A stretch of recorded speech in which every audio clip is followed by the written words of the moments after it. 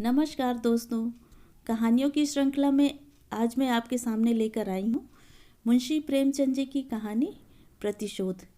लेकिन उससे पहले मेरा आपसे विनम्र अनुरोध है कि अगर आपको मेरी कहानियाँ अच्छी लगती हैं तो मेरे चैनल को सब्सक्राइब ज़रूर करें, लाइक करें, शेयर करें और बेल आइकन दबाना बिल्कुल भी ना भूलें। आज सुनिए कहानी प्रतिशोध। माया अपने तिमंजिले मकान की छत पर खड़ी सड़क की ओर उद्विग्न और अधीर आंखों से ताक रही थी और सोच रही थी वह अब तक आए क्यों नहीं, कहाँ देर लगाई। इसी गाड़ी से तो आने को लिखा था, गाड़ी तो आ गई होगी। स्टेशन से मुसाफिर भी चले आ रहे हैं। इस वक्त तो कोई दूसरी गाड़ी भी नहीं आती। शायद असबाब वगैरह रखने में देर हुई। यार दोस्त स्टेशन पर बधाई देने के लिए पहुंच गए हों। उनसे फुर्सत मिलेगी तब घर की सुध आएगी। उनकी जगह मैं होती तो सीधे घर आती, दोस्तों से कह देती, जनाब इस वक्त मुझे माफ़ कीजिए, फिर मिलिएगा। मगर दोस्तों में तो उनकी जान बसती है। मिस्टर व्यास लखनऊ के नौजवान मगर अत्यंत प्रतिष्ठित बैरिस्टरों में से एक हैं। 3 महीने से वह एक राजनीतिक मुकदमे की पैरवी करने के लिए सरकार की ओर से लाहौर गए हुए हैं। उन्होंने माया को लिखा था, जीत हो गई, 1 तारीख को मैं शाम की मेल में ज़रूर पहुंचूंगा। आज वही शाम है। माया ने सारा दिन तैयारियों में बिताया, सारा मकान धुलवाया, कमरों की सजावट के सामान साफ कराए, मोटर धुलवाई। ये 3 महीने उसने तपस्या के काटे थे, मगर अब तक मिस्टर व्यास नहीं आए। उसकी छोटी बच्ची तिलोत्तमा आकर उसके पैरों में चिपट गई और बोली, अम्मा बाबूजी कब आएंगे। माया ने उसे गोद में उठा लिया और चूमकर बोली, आते ही होंगे बेटी, गाड़ी तो कब की आ गई। तिलोत्तमा, मेरे लिए अच्छी गुड़िया लाते होंगे। माया ने कुछ जवाब न दिया। इंतजार अब गुस्से में बदलता जा रहा था। वह सोच रही थी, जिस तरह मुझे हजरत परेशान कर रहे हैं उसी तरह मैं भी उनको परेशान करूंगी। घंटे भर तक बोलूंगी ही नहीं। आकर स्टेशन पर बैठे हुए हैं। जलाने में तो उन्हें मज़ा आता है, यह उनकी पुरानी आदत है। पर दिल का क्या करूं? नहीं, जी तो यही चाहता है कि जैसे वह मुझसे बेरुखी दिखलाते हैं उसी तरह मैं भी उनकी बात ना पूछूं। यकाएक एक नौकर ने ऊपर आकर कहा, बहू जी, लाहौर से यह तार आया है। माया अंदर ही अंदर जल उठी। उसे ऐसा महसूस हुआ कि जैसे बड़े जोर की हरारत हो गई हो। बरबस ख्याल आया, सिवाय इसके और क्या लिखा होगा कि इस गाड़ी से ना आ सकूंगा। तार दे देना कौन सा मुश्किल है। मैं भी क्यों ना तार दे दूं कि मैं 1 महीने के लिए मायके जा रही हूँ। नौकर से कहा, तार ले जाकर मेरे कमरे में मेज पर रख दो। मगर फिर कुछ सोचकर उसने लिफाफा ले लिया और खोला ही था कि कागज़ हाथ से छूटकर गिर पड़ा। लिखा था, मिस्टर व्यास का आज रात 10 बजे किसी बदमाश ने कत्ल कर दिया। कई महीने बीत गए मगर खूनी का अब तक पता नहीं चला। खुफिया पुलिस के अनुभवी लोग उसका सुराग लगाने की फिक्र में परेशान हैं। खूनी को गिरफ्तार करा देने वाले को 20,000 रुपये का इनाम दिए जाने का ऐलान कर दिया गया है, मगर कोई नतीजा नहीं। जिस होटल में मिस्टर व्यास ठहरे थे उसी में 1 महीने से माया ठहरी हुई है। उस कमरे से उसे प्यार सा हो गया है। उसकी सूरत इतनी बदल गई है कि अब उसे पहचानना मुश्किल है। मगर उसके चेहरे पर बेबसी या दर्द का पीलापन नहीं, क्रोध की गर्मी दिखाई पड़ती है। उसकी नशीली आंखों में अब खून की प्यास है और प्रतिशोध की लपट। उसके शरीर का एक एक कण प्रतिशोध की आग से जला जा रहा है। अब यही उसके जीवन का ध्येय, यही उसकी सबसे बड़ी अभिलाषा है। उसके प्रेम की सारी निधि अब यही प्रतिशोध का आवेग है। जिस पापी ने उसके जीवन का सर्वनाश कर दिया उसे अपने सामने तड़पते देखकर ही उसकी आंखें ठंडी होंगी। खुफिया पुलिस भय और लोभ, जांच और पड़ताल से काम ले रही है, मगर माया ने अपने लक्ष्य पर पहुंचने के लिए एक दूसरा ही रास्ता अपनाया है। मिस्टर व्यास को प्रेत विद्या से लगाव था। उनकी संगति में माया ने कुछ आरंभिक अभ्यास किया था। उस वक्त उसके लिए वह एक मनोरंजन था, मगर अब यही उसके जीवन का संबल था। वह रोजाना तिलोत्तमा पर अमल करती और रोज बरोज अभ्यास बढ़ाती जाती थी। वह उस दिन का इंतजार कर रही थी जब अपने पति की आत्मा को बुलाकर उससे खूनी का सुराग लगा सकेगी। वह बड़ी लगन से, बड़ी एकाग्र चित्तता से अपने काम में व्यस्त थी। रात के 10 बज गए थे। माया ने अपने कमरे को अंधेरा कर दिया था और तिलोत्तमा पर अभ्यास कर रही थी। एकाएक उसे ऐसा मालूम हुआ कि कमरे में कोई दिव्य व्यक्तित्व आया। बुझते हुए दीपक की अंतिम झलक की तरह एक रोशनी नजर आई। माया ने पूछा, आप कौन हैं? तिलोत्तमा ने हंसकर कहा, तुम मुझे नहीं पहचानती? मैं ही तो तुम्हारा मनमोहन हूँ, जो इस दुनिया में मिस्टर व्यास के नाम से मशहूर था। आप खूब आए। मैं आपसे खूनी का नाम पूछना चाहती हूँ। उसका नाम है ईश्वर दास। कहाँ रहता है? शाहजहांपुर। माया ने मोहल्ले का नाम, मकान का नंबर, सूरत, शक्ल सब कुछ विस्तार के साथ पूछा और कागज पर नोट कर लिया। तिलोत्तमा जरा देर में उठ बैठी। जब कमरे में फिर रोशनी हुई तो माया का मुरझाया हुआ चेहरा विजय की प्रसन्नता से चमक रहा था। उसके शरीर में एक नया जोश लहरें मार रहा था कि जैसे प्यास से मरते हुए मुसाफिर को पानी मिल गया हो। उसी रात को माया ने लाहौर से शाहजहांपुर जाने का इरादा किया। रात का वक्त, पंजाब मेल बड़ी तेजी से अंधेरे को चीरती हुई चली जा रही थी। माया एक सेकंड क्लास के कमरे में बैठी सोच रही थी कि शाहजहांपुर में कहाँ ठहरेगी, कैसे ईश्वरदास का मकान तलाश करेगी और कैसे उससे खून का बदला लेगी। उसके बगल में तिलोत्तमा बेखबर सो रही थी। सामने ऊपर के बर्थ पर एक आदमी नींद में गाफिल पड़ा हुआ था। यकाएक गाड़ी का कमरा खुला और 2 आदमी कोट पतलून पहने हुए कमरे में दाखिल हुए। दोनों अंग्रेज थे। एक माया की इस तरफ बैठा और दूसरा दूसरी तरफ। माया सिमट कर बैठ गई। इन आदमियों का यूं बैठना उसे बहुत बुरा मालूम हुआ। वह कहना चाहती थी, आप लोग दूसरी तरफ बैठें, पर वही औरत जो खून का बदला लेने जा रही थी, सामने यह खतरा देखकर कांप उठी। वह दोनों शैतान उसे सिमटते देखकर और भी करीब आ गए। माया अब वहां न बैठी रह सकी। वह उठकर दूसरे बर्थ पर जाना चाहती थी कि उनमें से एक ने उसका हाथ पकड़ लिया। माया ने जोर से हाथ छुड़ाने की कोशिश करके कहा, तुम्हारी शामत तो नहीं आई है, छोड़ दो मेरा हाथ सुअर। इस पर दूसरे आदमी ने उठकर माया को सीने से लिपटा लिया और लड़खड़ाती हुई जबान से बोला, वेल, हम तुमको बहुत सा रुपया देगा। माया ने उसे सारी ताकत से ढकेलने की कोशिश करते हुए कहा, हट जा हरामजादे, वरना अभी तेरा सर फोड़ दूंगी। दूसरा आदमी भी उठ खड़ा हुआ और दोनों मिलकर माया को बर्थ पर लिटाने की कोशिश करने लगे।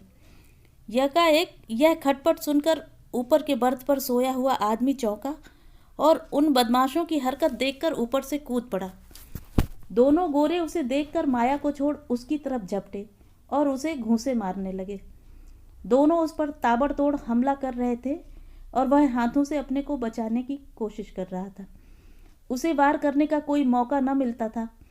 यकाएक उसने उचक कर अपने बिस्तर में से एक चाकू निकाल लिया और आस्तीने समेट कर बोला, तुम दोनों अगर अभी बाहर न चले गए तो मैं एक को भी जीता न छोड़ूंगा। दोनों गोरे छुरा देखकर डरे, मगर वह भी निहत्थे न थे। एक ने जेब से रिवाल्वर निकाल लिया और उसकी नली उस आदमी की तरफ करके बोला, निकल जाओ रैस्कल।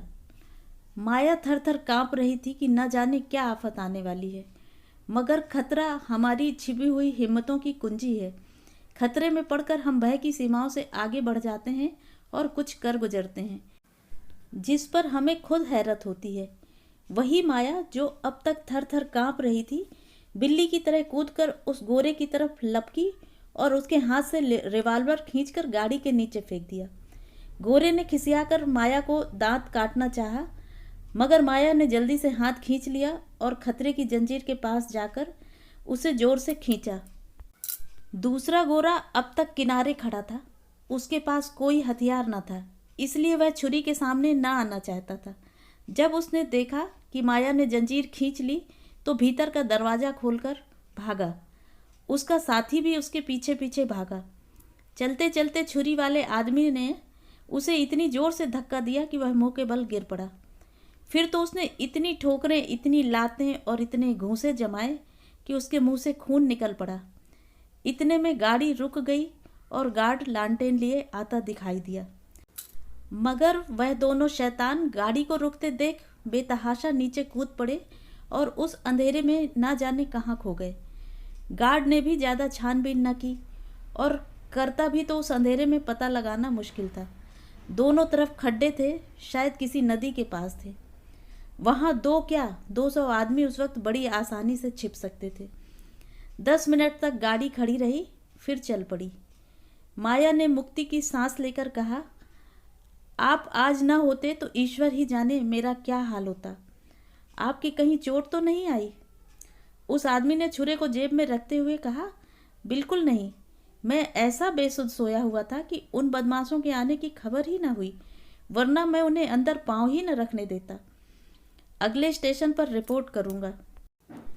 माया, जी नहीं, खामखा की बदनामी और परेशानी होगी। रिपोर्ट करने से कोई फ़ायदा नहीं।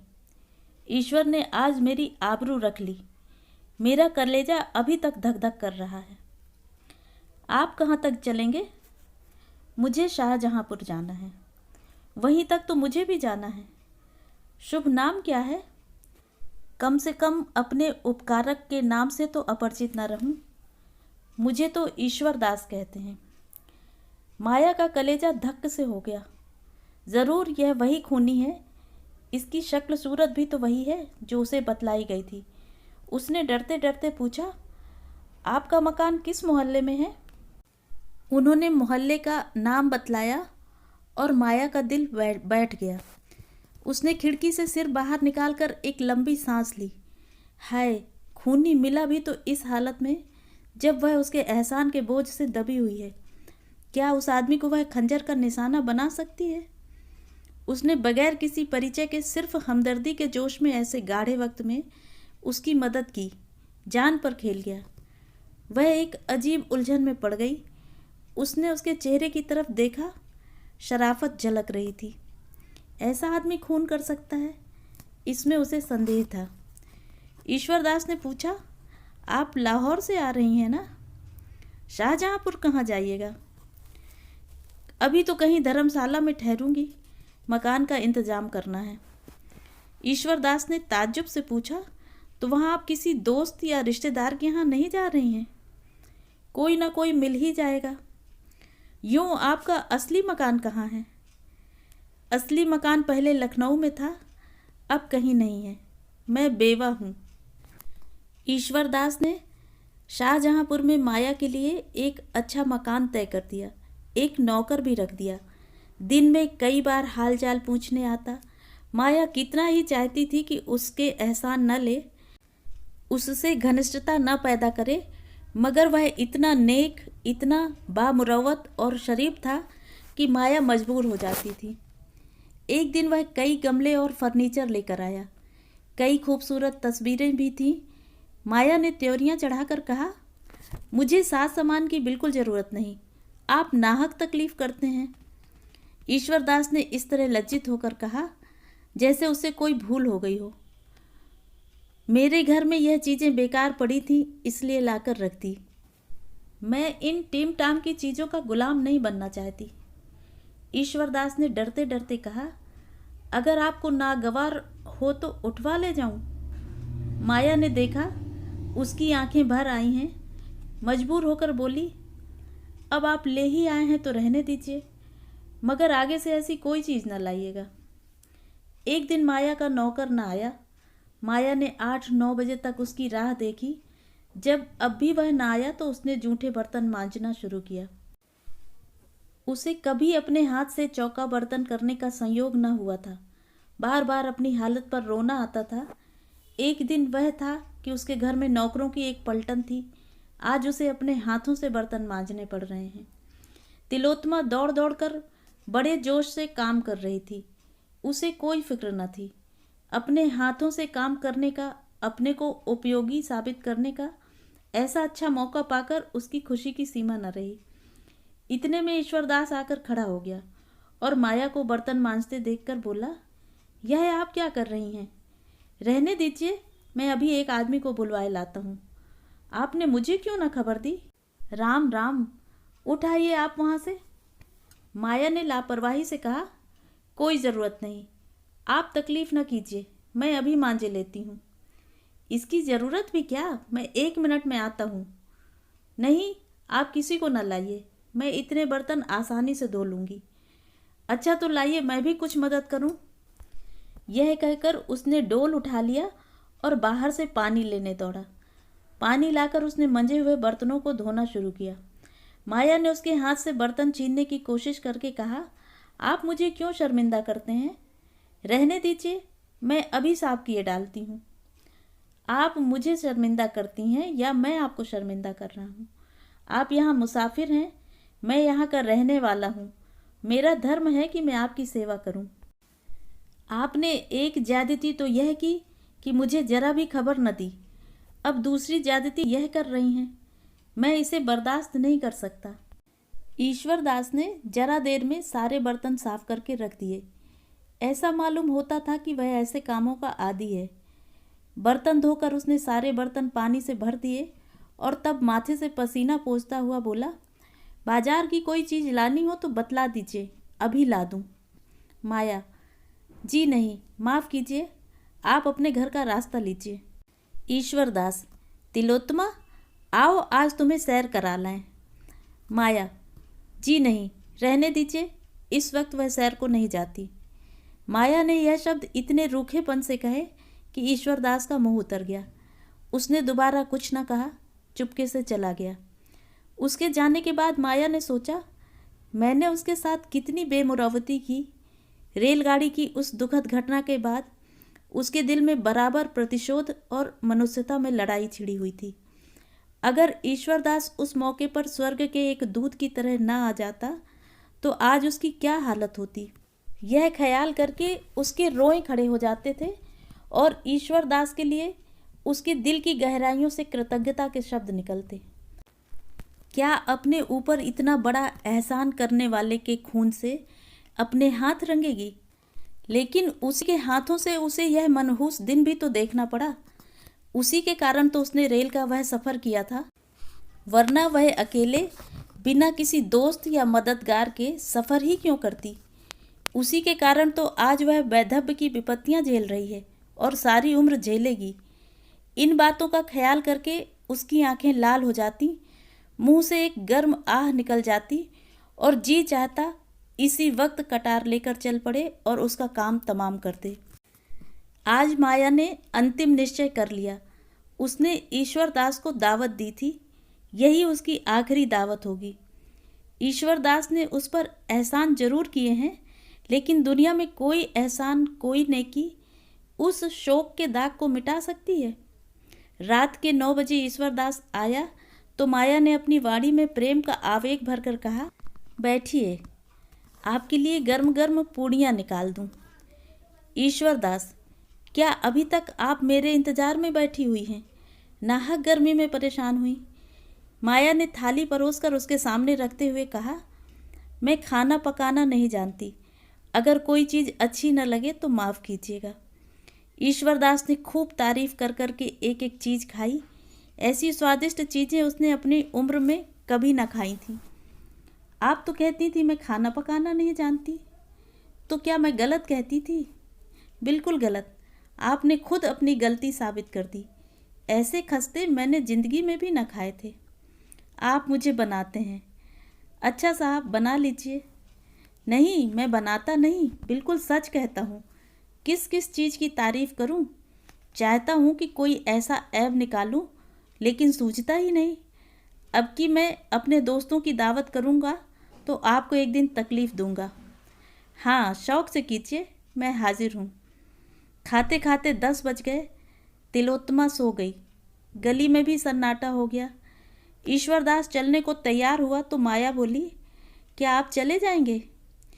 क्यों ना, आप आज यहीं सो रहिए। मुझे कुछ डर लग रहा है। आप बाहर के कमरे में सो रहिएगा, मैं अंदर आंगन में सो रहूंगी। ईश्वर दास ने क्षण भर सोचकर कहा, अच्छी बात है। आपने पहले कभी ना कहा कि आपको इस घर में डर लगता है, वरना मैं किसी भरोसे की बूढ़ी औरत को रात को सोने के लिए कह देता। ईश्वर दास ने तो कमरे में आसन जमाया, माया अंदर खाना खाने गई, लेकिन आज उसके गले के नीचे एक कौर भी न उतर सका। उसका दिल जोर जोर से धड़क रहा था। दिल पर एक डर सा छाया हुआ था। ईश्वर दास कहीं जाग पड़ा तो उसे उस वक्त कितनी शर्मिंदगी होगी। माया ने कटार को खूब तेज कर रखा था। आज दिन भर उसे हाथ में लेकर अभ्यास किया। वह इस तरह वार करेगी कि खाली ही न जाए। अगर ईश्वरदास जाग पड़ा तो जानलेवा घाव लगेगा। जब आधी रात हो गई और ईश्वरदास के खर्राटों की आवाज़ें कानों में आने लगी तो माया कटार लेकर उठी, पर उसका शरीर कांप रहा था। भय और संकल्प, आकर्षण और घृणा एक साथ कभी उसे एक कदम आगे बढ़ा देती, कभी उसे पीछे हटा देती। ऐसा मालूम होता था कि जैसे सारा मकान, सारा आसमान चक्कर खा रहा है। कमरे की हर एक चीज़ घूमती हुई नजर आ रही थी, मगर एक क्षण में यह बेचैनी दूर हो गई और दिल पर डर छा गया। वह दबे पांव ईश्वरदास के कमरे तक आई, फिर उसके पांव वहीं जम गए। उसकी आंखों से आंसू बहने लगे। आह, मैं कितनी कमज़ोर हूँ। जिस आदमी ने मेरा सर्वनाश कर दिया, मेरी हरी भरी खेती उजाड़ दी, मेरे लहलहाते हुए उपवन को वीरान कर दिया, मुझे हमेशा के लिए आग के जलते कुंडों में डाल दिया, उससे मैं खून का बदला भी नहीं ले सकती। वह मेरी ही बहनें थीं जो तलवार और बंदूक लेकर मैदान में लड़ती थीं, दहकती हुई चिता में हंसते हंसते बैठ जाती थीं। उसे उस वक्त ऐसा मालूम हुआ कि मिस्टर व्यास सामने खड़े हैं और उसे आगे बढ़ने की प्रेरणा दे रहे हैं। कह रहे हैं, क्या तुम मेरे खून का बदला न लोगी? मेरी आत्मा प्रतिशोध के लिए तड़प रही है। क्या उसे हमेशा हमेशा यूं ही तड़पाती रहोगी? क्या यही वफा की शर्त थी? इन विचारों ने माया की भावनाओं को भड़का दिया। उसकी आंखें खून की तरह लाल हो गईं, होंठ दांतों के नीचे दब गए और कटार के हत्थे पर मुट्ठी बंध गई। एक उन्माद सा छा गया। उसने कमरे के अंदर पैर रखा, मगर ईश्वरदास की आंखें खुल गई थीं। कमरे में लालटेन की मध्यम रोशनी थी। माया की आहट पाकर वह चौंका और सिर उठाकर देखा तो खून सर्द हो गया। माया प्रलय की मूर्ति बनी, हाथ में नंगी कटार लिए उसकी तरफ चली आ रही थी। वह चारपाई से उठकर खड़ा हो गया और घबराकर बोला, क्या है बहन, यह कटार लिए क्यों आ रही हो? माया ने कहा, यह कटार तुम्हारे खून की प्यासी है, क्योंकि तुमने मेरे पति का खून किया है। ईश्वरदास का चेहरा पीला पड़ गया। बोला, मैंने? हाँ, तुमने। तुम्ही ने लाहौर में मेरे पति की हत्या की, जब वे एक मुकदमे की पैरवी करने गए थे। क्या तुम इससे इनकार कर सकते हो? मेरे पति की आत्मा ने खुद तुम्हारा पता बतलाया है। तो तुम मिस्टर व्यास की बीवी हो? हाँ, मैं उनकी बदनसीब बीवी हूँ और तुम मेरा सुहाग लूटने वाले हो।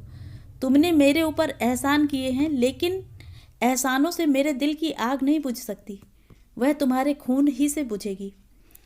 ईश्वरदास ने माया की ओर याचना भरी आंखों से देखकर कहा, अगर आपका यही फैसला है तो लीजिए, यह सर हाजिर है। अगर मेरे खून से आपके दिल की आग बुझ जाए तो मैं खुद उसे आपके कदमों पर गिरा दूंगा।